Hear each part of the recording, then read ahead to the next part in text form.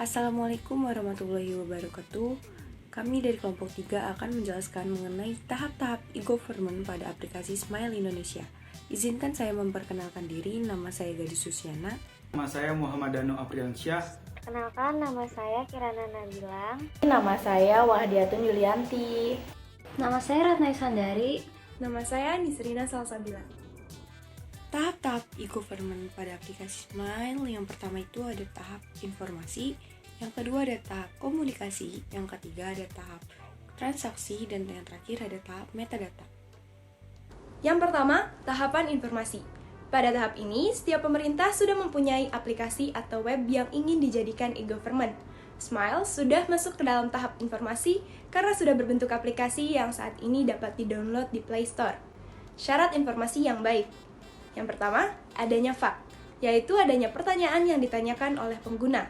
Yang kedua, adanya English version. Pada aplikasi Smile, terdapat dua pilihan bahasa, yaitu bahasa Indonesia dan bahasa Inggris. Selanjutnya akan dijelaskan oleh rekan saya, Danu. Kontennya diupdate maksimal 2 minggu sekali. Dengan Smile, pemantauan logistik rantai dingin vaksin COVID-19 dari tingkat provinsi hingga fasilitas layanan kesehatan akan terjamin untuk tiap tahapan vaksin yang akan datang. Sehingga kontennya akan diupdate karena Smile memantau secara real time logistik rantai dingin vaksin dan penyimpanannya di seluruh titik penyedia vaksin dari provinsi hingga tingkat puskesmas dan rumah sakit. Selanjutnya, adanya hypertext atau hyperlink.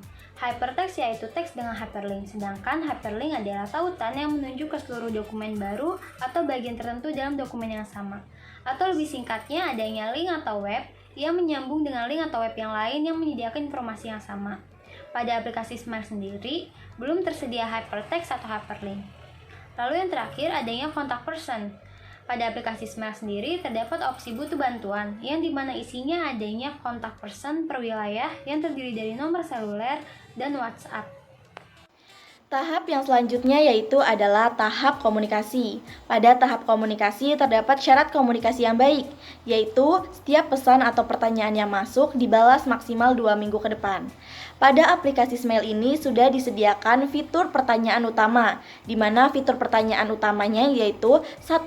Di mana vaksin kami? Yang kedua, apakah jumlah yang tersedia mencukupi? Dan yang ketiga adalah apakah disimpan dalam suhu ruangan yang sudah ditetapkan.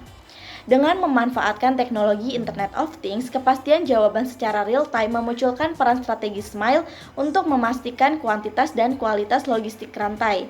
Jadi, setiap pertanyaan yang diajukan di aplikasi Smile dijawab secara real-time dengan menggunakan teknologi Internet of Things. Tahap transaksi aplikasi Smile. Adanya pembayaran dengan e-money. Pada aplikasi Smile ada transaksi dengan e-money karena aplikasi ini diperuntukkan untuk mengetahui jumlah penyebaran vaksin atau untuk melakukan monitoring distribusi vaksinasi dari tingkat provinsi hingga ke setiap fasilitas pelayanan kesehatan, di mana sebuah aplikasi untuk tenaga kesehatan yang mencatat distribusi dan penggunaan vaksin sampai tingkat kecamatan dan desa. Tetapi di aplikasi Smile terdapat fitur transaksi yang dimana digunakan untuk pemeliharaan stok vaksin yang optimal dengan mengurangi peluang pemborosan vaksin dan stock out. Yang terakhir ada tahap metadata. Tahap metadata yaitu tahap di mana e-government pemerintahan yang tak terbatas, transparan atau terbuka. Sayangnya tahap ini belum ada di Indonesia. Sekian video penjelasan dari kami, kurang lebihnya mohon maaf. Wassalamualaikum warahmatullahi wabarakatuh.